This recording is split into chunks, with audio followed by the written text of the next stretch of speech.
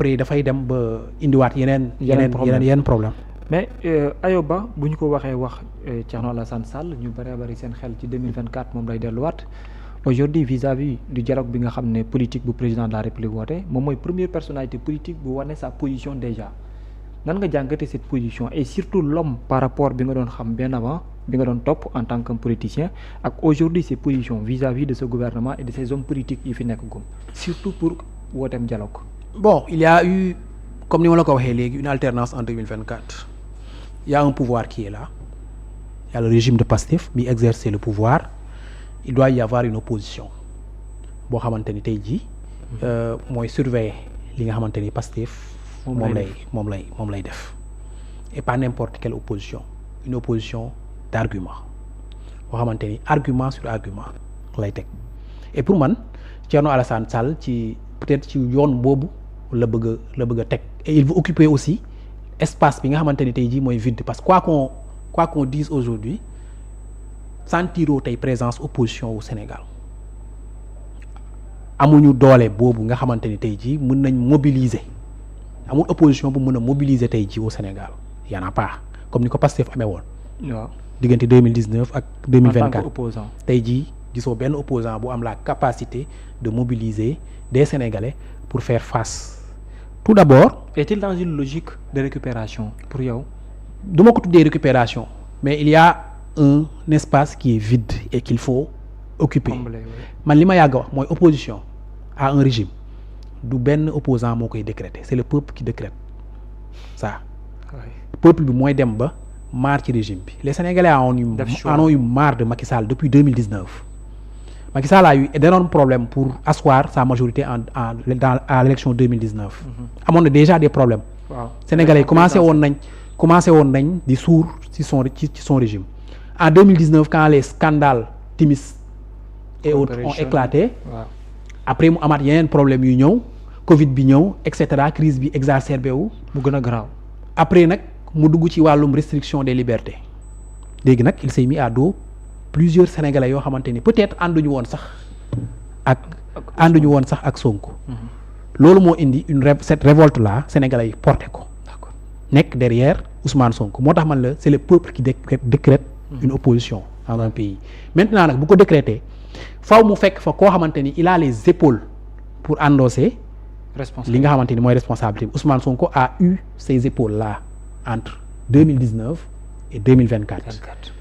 bëri woon na ñoo xamante ni tey jii bu ñu nekkoon place Ousmane Sonko entre 2019 et 2024. oui. Macky Sall liquide na leen yàgg na. dañ doon échoué. Ils n'ont pas les épaules assez larges. doon leen duggal ci ay canevas dialogue bien avant 2021 wala bien avant 2024. ñu dem gisee ak Macky Sall. après mu lijj am na fi d'ailleurs. am na fi benn opposant bu siiw boo xamante ni après dem na rangé wu ci ginnaaw. Macky Sall. sous prétexte Macky Sall ci la ko effacé ci carte politique bi. Il n'avait plus aucune chance mais Ousmane Sonko a su résister li ñu ko teg diggante 2021 ak 2024 kaw mu ni teg nañ ko opposant sur ces 30 dernières années là. ndax homme politique mos na dund loolu sur ces 30 dernières années gëwuma ko ci loo xamante ni tey jii dañ la persécuter soo génnee amoo droit jaar fii ñu toj say oto. séquestrer sa biir kër sa njaboot kenn du la dugg seet si doo génn dem fenn.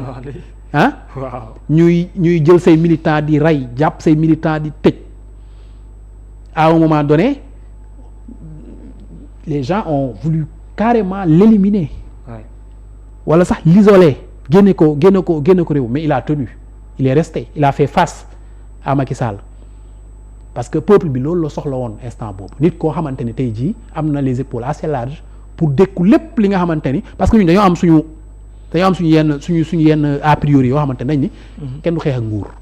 waaw Ousmane Sonko a fait face et puis en un laps de temps ce qui est extraordinaire en 3 ans il a fait face à la toute puissance d'un État loo xamante ni dañoo mobiliser woon seen force yépp pour xeex ko moom benn jëm mu taxaw jàkkaarloog ñoom moo tax ce qu'il a fait boo ko néewalee doole day fekk xamoo li mu daj ba yegg si fii moo tax yenn saa yi su ma ko déggee muy wax avec le cœur je le comprends donc ça veut dire que donc su ma ko déggee yenn saa yi muy réagir c'est parce que séquelles yi pour man ba léegi mi ngi koy porter li mu dund dafa li mu dund dafa tar dafa metti. donc su dit il est indescriptible ça veut dire que.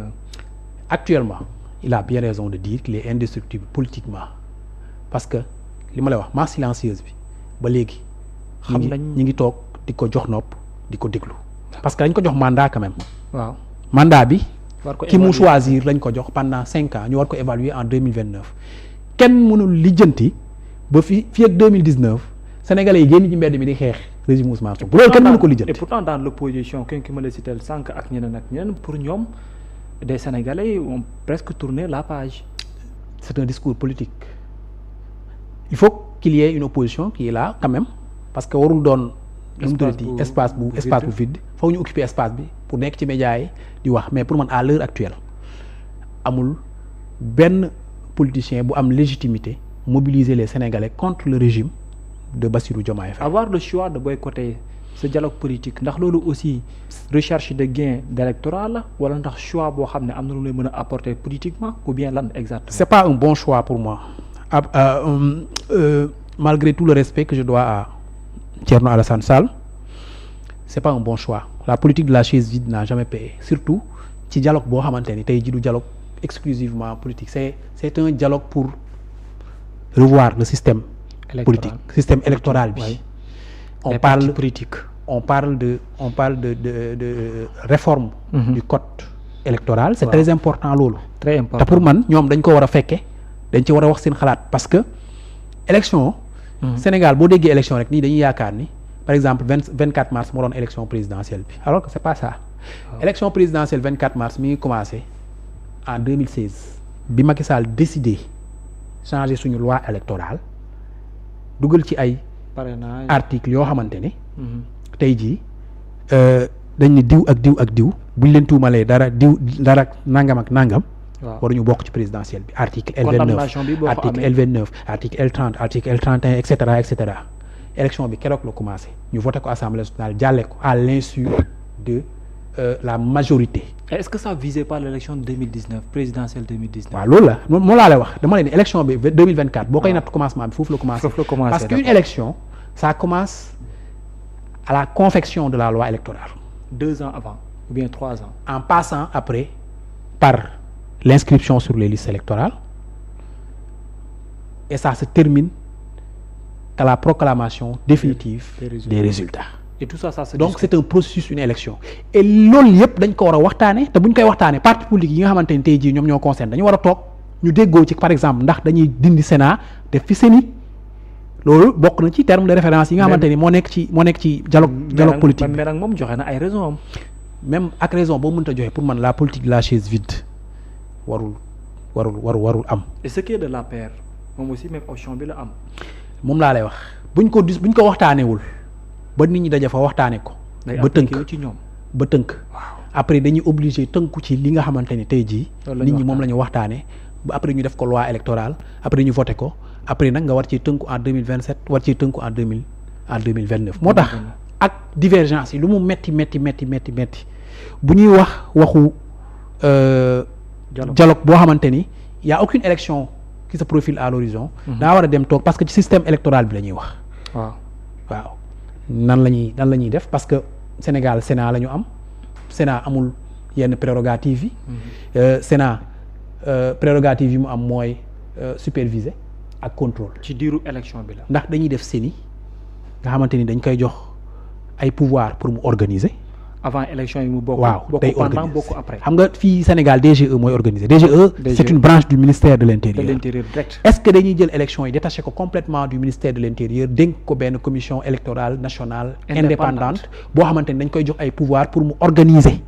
élection bi carrément da koy organiser moom mooy organiser. dañuy jëlee nu mu tudd élection bi ci DGE yóbbu ko ci. bu amul benn statut politique. voilà yóbbu ko ci Séni. léegi statut politique bi nag c'est discutable. parce que ci yenn dëkk yu bari. composante Séni bi dafay am ay parti politique lañ leen ci représenté. ay représentants waaw am na ci yenn dëkk yoo xamante ni composante Séni bi amul composition Séni bi amul ay parti politique. mais même buy am bu ci nekk équilibré. waaw mais bu ci nekk. waaw am na ay inconvénients comme am na ay avantages mais man li ma gëm. waaw mooy dañu war a dem ci détacher élection bi ci direction générale d'élection yóbbu ko ci benn organe boo xamante ni. bu indépendant lay xam doon boo xamante ni moom mooy organiser tout le processus. ba li ñu fi daloon en 2023 nga xamante ni dañ doon wax diw justice ni diw inscrire leen ko ci fichier électoral bi direction générale ni diw kenn du ko jox fichier électoral kenn du ko jox ay fiche de parrainage wala du duggaat. loolu bu ñu ko bëggee éviter nañ jël benn organe bu indépendant teg ko. mu organiser tout le processus électoral. D'accord. Maintenant il y a d'autres points il y a plusieurs points yoo xamante ni war nañ ci yeneen terme de référence. régulation parti politique yi. effectivement surtout boobu. suñu démocratie Babacar attanul 46 candidats ci élection législative. suñu démocratie attanu on n'a pas les moyens. voilà on n'a pas les moyens en fait. jël nañ 8 milliards xaw ma 12 milliards def ko ci benn élection.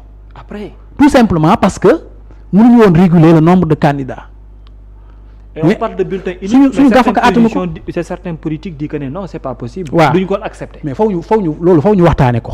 parce que donc war nañu organiser élection certes calendrier républicain dafa am certes mais war nañu fexe ba gafaka nguur gi. ñu koy yaxanal waaw te bu ñu bëggee organiser waat élection fii mu am 20 candidats. wala mu amaat 46 candidats comme niñ élection législative yi mujj yi. ak ci li ñuy wax situation. ak situation financière bi fu mu toll bi ñu wax yëpp. mais loolu yëpp laaj na nag parti politique yëpp toog. waxtaan société civile bi toog. mais plus important encore ñu invité askan bi. ñu toog. donc vous êtes d'accord avec le président qui dit que ni nañ ko bañ a bàyyi politique yi. non waruñu ko bàyyi politique yi.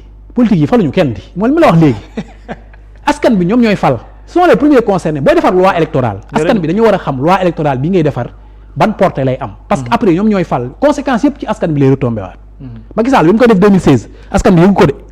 parce qu'on n'a pas fait la communication autour pour xam lan mooy enjeu yi modification yi ñu doon def ci suñu loi électorale bi. moo tax après.